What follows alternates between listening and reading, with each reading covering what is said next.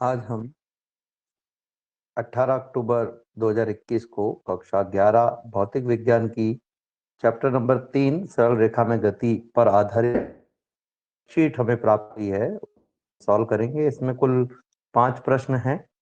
पांचों प्रश्नों को बारी बारी से सॉल्व करेंगे। देखते हैं। पहला प्रश्न है, दूरी व विस्थापन में दो अंतर लिखिए। Differences between distance and displacement. अगर हम दो अंतरों की बात करें तो दूरी और विस्थापन में वैसे बहुत सारे अंतर हैं, लेकिन बात करें तो पहला जो अंतर है वो है कि एक सदिश राशि है जबकि विस्थापन एक सदिश राशि है। हम ये कह सकते हैं scalar quantity and the displacement is a vector quantity, यानी कि दूरी को जब भी आपको पूरी तरह से व्यक्त करना है तो उसके लिए आपको दिशा की आवश्यकता नहीं है, केवल परिमाण की आवश्यकता है। जबकि विस्थापन को पूरी तरह से व्यक्त करने के लिए आपको परिमाण के साथ साथ दिशा की भी आवश्यकता पड़ेगी। चूंकि दूरी एक अदिश राशि है और अदिश राशि होने की वजह से भी हम ये कह सकते हैं कि जो दूरी है उसका मान सदैव ही धनात्मक होता है। दूरी का मान सदैव धनात्मक होता है, कभी भी ऋणात्मक नहीं होता है। और विस्थापन जो है उसका मान धनात्मक, ऋणात्मक और शून्य भी हो सकता है। जैसे एक उदाहरण लेते हैं, मान लीजिए कोई पिंड यहां से चलना शुरू करे, यहां से इस तरीके से गति करता हो, वापस अगर किसी विशेष स्थिति में पहुंच जाए तो चूंकि ये जिस दिशा से इसने चलना शुरू किया था उसके विपरीत दिशा में पहुंच चुका है, इसलिए जो विस्थापन है उसे हम ऋणात्मक ले सकते हैं। और जो दूरी है उसको हम इस पिंड द्वारा तय किए गए पथ की लंबाई के रूप में हम लेंगे। The path covered by a body in motion is called distance, और the straight distance, or we can say length of a straight line between 2 points is called displacement। तो डिस्टेंस जो है वो ऑलवेज पॉजिटिव होता है, और जो displace हो सकता है और नेगेटिव भी हो सकता है और जीरो भी हो सकता है। तो ये दो मुख्य डिफरेंसेस हैं इनमें। जो अगला प्रश्न है बड़ा ही सरल वर्कशीट ये आई है, आसानी से आते हैं। एक विमीय, द्विविमीय और त्रिविमीय गति के उदाहरण, एक एक उदाहरण दीजिए। Right one example of each of one dimensional, two dimensional और थ्री डायमेंशनल मोशन। देखिए, सबसे पहली बात अगर हम बात की गति क्या होती है, तो जब भी कोई पिंड की सरल रेखा के अनुदिश गति करता है तो उसे हम एक विमीय गति कहते हैं। When a particle or a body move through a straight line, then we can call the motion of a body is one। और ऐसा वैसे तो बहुत सारे उदाहरण हो सकते हैं, लेकिन एक सरलतम उदाहरण वो है सीधी पटरी पर रेलगाड़ी की गति, यानी कि motion of a train in a straight track और straight track we can say. ये भी आपको ध्यान रखना होगा, जो पटरी है वो एकदम सीधी हो तभी इस गति को एक गति कहा जा सकता है। अगर पटरी में घुमाव है, कहीं पर कोई मोड़ है, तो इस गति को एक विमीय गति नहीं कहा जा सकता है। उस स्थिति में इसे एक विमीय गति या सरल रेखीय गति हम नहीं कहेंगे। जो है वो है द्विविमीय गति। तो किसी भी सतह पर या पृष्ठ पर जो पिंड की गति होती है, दो अक्षों के मध्य जो पिंड की गति होती है उसे हम द्विविमीय गति कहते हैं। The movement of a body on a surface is called two dimensional motion. और अगर इसका उदाहरण भी हम लें तो हम कह सकते हैं कि किसी समतल दीवार पर, छत पर, फर्श पर किसी जीव की या पिंड की गति, movement of an flat wall और ए फ्लोर। और इसके अलावा एक और गति है, जैसे सर्कुलर मोशन जो होता है वो भी एक पृष्ठ पर ही होता है, यानी एक पृष्ठ का ही निर्माण करता है। तो सर्कुलर मोशन को यानी वृत्तीय गति यानी घूर्णन गति को भी हम एक प्रकार से द्विविमीय गति कह सकते हैं। जैसे एक नर्तक जो है वो पूरे फ्लोर को यूज लेता है गति करते समय, तो नर्तक के जो पांवों की जो गति है उसको हम द्विविमीय गति कह सकते हैं। तो ये भी एक इसका उदाहरण है। तीसरा है त्रिविमीय गति, यानी कि थ्री डायमेंशनल मोशन। तो इसके तो बहुत सारे उदाहरण हैं, जैसे कि पतंग की motion of a kite, and we can say motion of a bird in free sky. या मूवमेंट ऑफ ए बर्ड, और कीट पतंगों की जो गति है उसको भी हम कह सकते हैं। उड़ती हुई धूल में जो मिट्टी के कण हैं उनकी हवा में जो गति है वो भी एक त्रिविमीय गति है। तीसरा जो प्रश्न है वो एक न्यूमेरिकल है। न्यूमेरिकल देखते हैं क्या है। एक व्यक्ति अर्धवृत्त जिसकी त्रिज्या 1 मीटर है में गति करता है, तो व्यक्ति द्वारा तय दूरी और विस्थापन के मान को लेके, यहाँ पर दूरी का मतलब पाथ लंबाई यानी कि पाथ डिफरेंस यानी कि सॉरी पाथ लेंथ और पथ लंबाई से है। A person moves in a semi circle whose radius is 1 metre, then calculate the value of distance and displacement covered by the person. तो मान लीजिए कि एक सेमी सर्किल है, इस सेमी सर्किल में यानी कि अर्धवृत्त में एक व्यक्ति जो है वो गति कर रहा है। जब भी कोई पिंड गति करता है तो जिस पथ का वो चयन करता है, जिस भी पथ का वो चयन करता है, उस पथ की जो लंबाई होती है उसे ही हम डिस्टेंस यानी दूरी कहते हैं। और दोनों बिंदु जिनके मध्य वो गति कर रहा है उनके बीच की जो मिनिमम डिस्टेंस है या उन दोनों के बीच में जो स्ट्रेट लाइन हम बनाएंगे उसकी जो लंबाई है उसको हम कहते हैं विस्थापन। तो इस हिसाब से अगर मैं इसको ए बिंदु मानूं, इसको बी पॉइंट मानूं, यहाँ इसको मैं वाई पॉइंट मान लेता हूं, इसको ओ पॉइंट मान लेता हूं, तो जो ए वाई बी है ये तो कहलाएगी दूरी, और जो ए ओ बी है उसको हम कहेंगे डिस्प्लेसमेंट यानी कि विस्थापन। तो अगर मुझे व्यक्ति द्वारा तय की गई दूरी का मान निकालना है तो हम कहेंगे ये जो दूरी है ये होगी पथ ए वाई बी की लंबाई। ठीक है, length of A Y B. तो ए वाई बी की जो लंबाई है वो कितनी होगी, तो आप देख सकते हो कि ये जो टोटल सरकमफ्रेंसेस यानी कि परिधि है उसकी आधी है, हाफ है। तो हम क्या कह सकते हैं इसको, परिधि बटा 2 यानी कि सरकमफ्रेंसेस ऑब्लिक 2। तो जो सरकमफ्रेंसेस है उसकी वैल्यू हम सब जानते हैं कितनी होती है, 2 पाई आर होती है। परिधि का जो मान है वो 2 पाई आर होता है, तो ये हो जाएगा 2 पाई आर बटा 2। 2 से 2 cancel, then this is pi into R. तो पाई की वैल्यू होती है वो 3.14 होती है और आर की वैल्यू हमें 1 मीटर दी हुई है। मल्टीप्लाई करोगे तो 3.1 मीटर 3.14 मीटर ये हमारे पास में डिस्टेंस यानी कि पथ लंबाई यानी कि दूरी या पाथ लेंथ हमारे पास में आ जाएगी। एक बार फिर से देख लेते हैं। अगर हमें distance covered by the person यानी कि व्यक्ति द्वारा तय दूरी का मान निकालना है, length of a path A Y B यानी कि पथ ए वाई बी की लंबाई हमें निकालनी होगी जो कि पूरी परिधि यानी कि टोटल सरकमफ्रेंसेस का हाफ है, आधा है। तो परिधि बटा 2 हम इसे लिख सकते हैं। परिधि का मान 2 पाई आर होता है, 2 पाई आर में 2 से डिवाइड कर दिया तो पाई आर रह गया। पाई की वैल्यू 3.14, वैल्यू 1 मीटर हम रख दें तो आंसर आ जाएगा 3.14 मीटर। और अगर हम व्यक्ति का विस्थापन देखना चाहें, डिस्प्लेसमेंट ऑफ पर्सन अगर हम देखना, दूरी है मिनिमम ए ओ बी जिसको हम कह सकते हैं, वो हमें लेना है। तो पथ ए ओ की जो लंबाई है यानी कि length of path A O B वो हमें निकालनी है। तो आप देख सकते हो ये व्यास है, क्योंकि ए और बी दोनों ही परिधि यानी सरकमफ्रेंसेस के दो पॉइंट्स है। सरकमफ्रेंसेस यानी कि परिधि पर दो पॉइंट्स के बीच की जो डिस्टेंस होती है वो डायमीटर यानी व्यास के इक्वल होती है। तो जो डिस्प्लेसमेंट यानी कि व्यास विस्थापन है वो व्यास यानी डायमीटर के इक्वल होगा। और डायमीटर की जो वैल्यू होती है, व्यास की जो वैल्यू होती है वो 2 गुना त्रिज्या यानी 2 इंटू रेडियस के इक्वल होती है, यानी कि 2r के इक्वल होगी। तो डायमीटर की वैल्यू हम निकाल लेते हैं यहाँ से 2 इंटू आर। 2 इंटू आर की जो वैल्यू है वो हमारे पास में 1 मीटर है। So this is 2 into 1 metre equal to 2 metre. तो ये हमारे पास में यहाँ से आ जाएगा। तो डिस्प्लेसमेंट यानी कि विस्थापन जो है वो हमारे पास में 2 मीटर हमारे पास में यहाँ से आ जाएगा। इस तरीके से हम इसे सॉल्व कर सकते हैं। बड़े ही इजी से प्रश्न है, आसानी से आप सॉल्व कर सकते हो बिना किसी सहायता के, लेकिन आपको हेल्प मिलेगी इस वीडियो के माध्यम से। अगर आपको ये वीडियो पसंद आता है और आपको हेल्प मिलती है तो आप चैनल को सब्सक्राइब कर सकते हैं। देखते हैं अगला प्रश्न क्या है, नेक्स्ट क्वेश्चन क्या है। नेक्स्ट क्वेश्चन है एक गेंद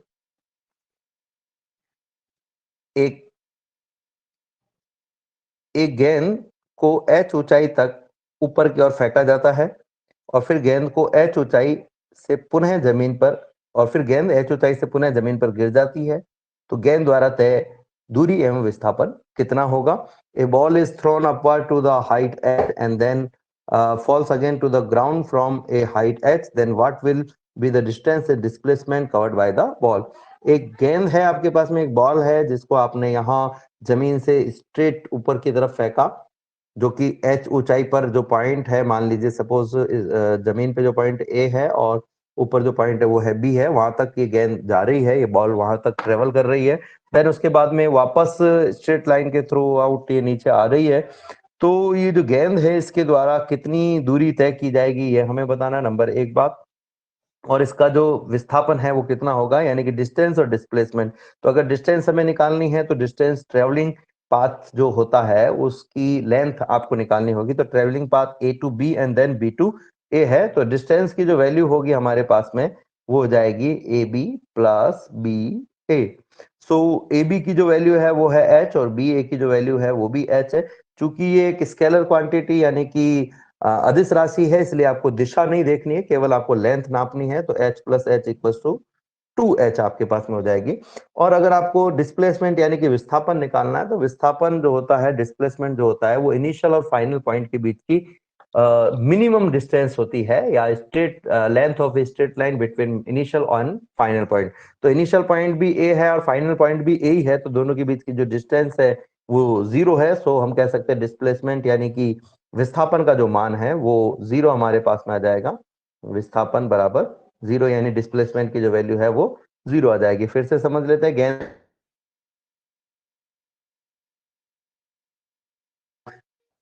to B B to A के इक्वल होगी, A to B and then B to A के, और B जो डिस्टेंस है वो h है, देन B to A जो डिस्टेंस है वो भी h है, तो h प्लस h 2h हो गया हमारे पास में। अगर आपको विस्थापन एंड डिस्प्लेसमेंट कैलकुलेट करना है तो प्रथम और अंतिम बिंदु के मध्य की सीधी दूरी आप निकाल लीजिए। Minimum distance between initial and final point आपको कैलकुलेट करना है और वो 0 के इक्वल है, देन हम कहेंगे जो डिस्प्लेसमेंट है उसकी वैल्यू 0 हो जाएगी। अगले जो सवाल है उस पर हम चलते हैं। अगला सवाल हमारा हम देखते हैं, लास्ट क्वेश्चन है ये इस वर्कशीट का। ये लास्ट क्वेश्चन जो है वो 3 पार्ट में है, ABC 3 पार्ट है इसके। तो बारी बारी से हम तीनों पार्ट की बात करेंगे। पहला जो पार्ट है वो है निम्न को परिभाषित, डिफाइन द फॉलोइंग। दो चीजें इसमें दी हुई है, पाथ लेंथ और डिस्प्लेसमेंट यानी कि पथ लंबाई और विस्थापन। देखिए, जब भी कोई पिंड गति करता है तो गति करते समय वो जिस रास्ते का चयन करता है, जिस पथ का चयन करता है, उस पथ की जो लंबाई होती है, अगर आप इसको एक रस्सी की तरह मानो तो इस रस्सी को सीधा जो आपके पास के इसकी लंबाई आएगी उसको हम पथ लंबाई कहेंगे। यानी कि जब भी कोई पिंड घूमता है तो दो बिंदुओं के मध्य वो दूरी तय करने के लिए जिस पथ को चयन करता है, जिस चयनित पथ से वो गति करता है, उसकी लंबाई, उस पथ की लंबाई को पथ लंबाई कहते हैं। कह सकते हैं कि अगर कोई पॉइंट, अगर कोई बॉडी जो है वो मूव कर रही है किसी पाथ पर, सपोज ये पाथ है ए बी, देन जिस पाथ से ट्रेवल कर रही है उस पाथ की जो लेंथ है उसको हम पाथ लेंथ कहेंगे। तो अगर मैं इसकी डेफिनेशन देना चाहूं तो मैं कह सकता हूं हिंदी में, किसी पिंड द्वारा दो बिंदुओं के मध्य दूरी तय करने के लिए जो पथ का चयन है, जिस रास्ते का चयन किया गया, यानी चयनित पथ की लंबाई को पथ लंबाई कहते हैं। और अगर अंग्रेजी में हम कहना चाहें तो हम कह सकते हैं the length of a path chosen bye a body to cover or travel the distance between any two points is called path length or distance। के लिए वो है विस्थापन यानी कि डिस्प्लेसमेंट। तो दो बिंदु जिनके मध्य कोई कण गति कर रहा है, उन दोनों बिंदुओं के बीच की जो स्ट्रेट लाइन हम बनाएंगे, उस स्ट्रेट लाइन की जो लेंथ होगी या मिनिमम डिस्टेंस जो होगी, या हम कहें शॉर्टेस्ट होगी इन दोनों पॉइंट के बीच की, उस डिस्टेंस को हम कहेंगे डिस्प्लेसमेंट। तो ये डिस्प्लेसमेंट भी क्या होता है, कई जगह देखिए न्यूनतम दूरी को विस्थापन कहते हैं, नहीं, दो बिंदुओं के मध्य की न्यूनतम दूरी को विस्थापन अपन तभी कह सकते हैं जब उन दोनों बिंदुओं के बीच में कोई कण ट्रेवल कर रहा है, गति कर रहा है। अगर कोई कण ट्रेवल ही नहीं कर रहा तो उन दोनों बिंदुओं के बीच की न्यूनतम दूरी को विस्थापन नहीं कहा जा सकता। विस्थापन तभी कहा जा सकता है जब वो गति कर रहा है। सो डिस्प्लेसमेंट हम कब कह सकते हैं, जब बॉडी ट्रेवल कर रही है, बॉडी मूव कर रही है, कोई पाथ को कवर कर रही है, देन इनिशियल और फाइनल पॉइंट के बीच की जो मिनिमम डिस्टेंस होगी, यानी कि प्रारंभिक और अंतिम बिंदु के बीच की जो सीधी दूरी होगी या न्यूनतम दूरी होगी, उसको हम विस्थापन कहेंगे। तो अगर परिभाषा के रूप में हम लिखना चाहें तो हम कह सकते हैं कि किसी भी पिंड द्वारा दो बिंदुओं के मध्य तय की गई न्यूनतम दूरी, या हम कहें कि दो बिंदुओं के मध्य की न्यूनतम एवं सीधी दूरी जो पिंड द्वारा तय की जा सकती है, उसे हम विस्थापन कह सकते हैं, विस्थापन कहते हैं। या हम ये भी कह सकते हैं कि दो बिंदुओं के मध्य जब पिंड गति करता है तो उन दोनों बिंदुओं के मध्य की न्यूनतम दूरी को हम विस्थापन कह सकते हैं। तो ये कंडीशन है कि विस्थापन आप तभी कह सकते हो जब पिंड गति कर रहा है। पिंड गति नहीं कर रहा हो तो मिनिमम डिस्टेंस हमारे लिए विस्थापन नहीं होगी। जैसे ये ए और बी है, तो ए और बी के बीच की डिस्टेंस, मिनिमम डिस्टेंस कुछ भी हो, लेकिन ये विस्थापन तभी कहलाएगी जब पिंड गति करेगा। अब गति करने के लिए वो ए से बी पर किसी भी रास्ते का चयन करे, इससे हमें कोई लेना देना नहीं है। यहां से चाहे चाहे यूं होकर के जाए, चाहे ये यूं होकर के जाए, और चाहे ये सीधा जाए, पर गति करना चाहिए। तो हम कह सकते हैं कि शॉर्टेस्ट और मिनिमम डिस्टेंस, और we can say straight distance between two points covered by a body is called displacement. जो दो पॉइंट्स के बीच में कोई भी पाथ ट्रेवल करके बॉडी मूव कर रही है, कोई पार्टिकल मूव कर रहा है, तो उन दोनों पॉइंट्स के बीच की जो मिनिमम डिस्टेंस है, या स्ट्रेट लाइन अगर उनके बीच में हम बनाए तो उस स्ट्रेट लाइन की जो लेंथ है उसको हम कहेंगे विस्थापन, यानी कि डिस्प्लेसमेंट। इस क्वेश्चन का जो दूसरा पार्ट है, बी पार्ट, उसमें हमें पूछा गया कि मूल बिंदु के निर्देशांक कितने होते हैं, right the coordinate of the origin. सबसे पहली बात तो मूल बिंदु क्या है, देखिए आधार बिंदु जिसको हम कहते हैं, जिसके आधार पर किसी भी वस्तु की स्थिति, वेग, त्वरण या अन्य भौतिक राशियों को इंडिकेट किया जाता है, इंगित किया जाता है, वो मूल बिंदु है। जैसे मैं कहता हूं कि बस स्टैंड 2 किलोमीटर है, तो उस समय मैं अपने आप को मूल बिंदु पर मान करके बता रहा हूं। तो ओरिजिन जो है, यानी मूल बिंदु है, वो फिक्स नहीं, वो कहीं पर भी हो सकता है, लेकिन जहां पर भी ओरिजिन होता है वहीं के हिसाब से हम एक्सिस को डिनोट करते हैं। तो वहां के हिसाब से हम एक डायरेक्शन में एक्स एक्सिस लेते हैं, दूसरी डायरेक्शन में वाई एक्सिस लेते हैं, और तीसरी डायरेक्शन में जेड एक्सिस लेते हैं। इन तीनों जो एक्सिस है उनका जो इंटरसेक्शन पॉइंट है, उस इंटरसेक्शन पॉइंट को हम ओरिजिन यानी मूल बिंदु की तरह लेते हैं, और इसको हम बेस लाइन कह रहे हैं। इसलिए इस यहां से हम कोई भी चीज की स्थिति का आकलन करेंगे, किसी भी चीज के लिए हम कोई भी जो बात है, चाहे वो उसके वेग की दिशा कहें, चाहे स्थिति सदिश की दिशा कहें, चाहे हम त्वरण के लिए कहें, या कोई अन्य और भी भौतिक राशि के लिए हम बताएं, तो इस पॉइंट को ही बेस बनाकर कहेंगे। इसलिए इस पॉइंट के जो कोऑर्डिनेट होते हैं वो 0 0 0 होते हैं। अगर ये वन डायमेंशनल है तो हम कहेंगे इसका एक्स, वाई या जेड, जिस भी डायमेंशन को आप ले रहे हो, एक्स डायमेंशन, अगर वन डायमेंशनल मोशन में आप जो मोशन है उसको एक्स डायरेक्शन में ले रहे हो तो आप कहेंगे एक्स कोऑर्डिनेट, कहोगे वाई डायरेक्ट, वाई 0 है ले रहे हो तो कहोगे जेड। और अगर ये जो मोशन है वो टू डायमेंशन है तो इनमें से कोई भी दो कोऑर्डिनेट को आप 0 कह सकते हो। अब वो एक्स और वाई के बीच में अगर कोई ट्रेवल कर रहा है तो एक्स और वाई 0 होंगे, वाई और जेड के बीच में ट्रेवल करे तो वाई और जेड 0 होंगे, एक्स और जेड के बीच में ट्रेवल करे तो एक्स और जेड 0 होंगे। ओरिजिन के लिए केवल ये मूल बिंदु की बात हम कर रहे हैं। और अगर 3 डायमेंशन मोशन की बात कर रहे हैं तो आपको तीनों कोऑर्डिनेट्स को 0 बताना होगा। तो ये मोशन कौन सा है उस पर डिपेंड करेगा कि कोऑर्डिनेट क्या है। अगर मोशन 1 डायमेंशन है तो आपको एक ही कोऑर्डिनेट को 0 बताना है, मोशन 2 डायमेंशन है तो कोई दो कोऑर्डिनेट को आपको 0 बताना होगा, और अगर मोशन 3 डायमेंशन है तो तीनों कोऑर्डिनेट जो है एक्स वाई जेड, उन तीनों को आपको 0 बताना होगा। नंबर एक बात। दूसरी बात की जो क्वेश्चन है वो क्वेश्चन ही गलत है। मूल बिंदु के निर्देशांक कितने होते, कितने नहीं होते, मूल बिंदु के निर्देशांक क्या होते हैं, ये प्रश्न होना चाहिए। तो कोई बात नहीं, इतना हम कर सकते हैं इसको। नेक्स्ट और लास्ट क्वेश्चन इस वर्कशीट का अगर हम देखें तो लास्ट क्वेश्चन है, स्थानांतर एवं घूर्णन गति में एक मुख्य अंतर लिखिए। ये भी क्वेश्चन को मैं थोड़ा सा अलग तरह का क्वेश्चन मानता हूं, या इसको अपने आप में पूरा क्वेश्चन नहीं मानता हूं। Right one main difference between transfer motion और ट्रांसलेशन मोशन भी इसको कहा जाता है, एंड रोटेशनल मोशन। मैं इसको सही क्वेश्चन इसलिए नहीं मानता हूं क्योंकि कोई भी अंतर या कोई भी डिफरेंस हम निकाल रहे हैं रोटेशनल मोशन और ट्रांसलेशन मोशन में, तो वो अपने आप में एक मेन डिफरेंस ही है। कोई भी डिफरेंस जो है इक्वली हमारे लिए अनिवार्य है, आवश्यक है समझना। हम ये कह सकते हैं कि हमारे हिसाब से अगर हम देखें तो कोई भी डिफरेंस ऐसा नहीं है, कोई भी बात या कोई भी चीज जो गति के बारे में, मोशन के बारे में हम समझ रहे हैं, वो हमारे लिए कम इंपॉर्टेंट है और दूसरी ज्यादा इंपॉर्टेंट है, ऐसा नहीं है। तो हमारे लिए इक्वली इंपॉर्टेंट है, इसलिए मैंने यहाँ पर एक की जगह दो डिफरेंसेस लिखे। हालांकि और भी डिफरेंसेस इसके अलावा हो सकते हैं, लेकिन हमें लिखना एक ही था, इसलिए मैंने दो लिख दिए यहाँ पर। तो पहला अगर डिफरेंस हम देखें तो जो स्थानांतरित गति यानी कि ट्रांसलेशन मोशन होता है, उसका जो पाथ होता है वो फिक्स नहीं है, वो कुछ भी हो सकता है। वो एक स्ट्रेट लाइन हो सकता है, वो एक कर्व्ड लाइन हो सकता है, वो किसी पूरे फ्री स्पेस में अलग अलग डायरेक्शन भी हो सकती है, कुछ भी हो सकता है, मतलब ठीक है ना, फिक्स नहीं। लेकिन जो रोटेशनल मोशन होता है उसका जो पाथ होता है वो फिक्स होता है, और वो हमेशा कैसा होता है, या तो एक पूरा सर्किल होगा या इस सर्किल का कोई पार्ट होगा, पार्ट ऑफ ए सर्किल। ठीक है, यानी कि गति का पथ या तो वृत्ताकार होगा या वृत्ताकार पथ का कोई अंश होगा। दूसरा कि जो ट्रांसलेशन मोशन है वो अगर हम एक पथ की बात करें, एक कोऑर्डिनेट सिस्टम की हम बात करें और एक गति की हम बात करें, तो हम ये कह सकते हैं कि एक वे में भी हो सकता है।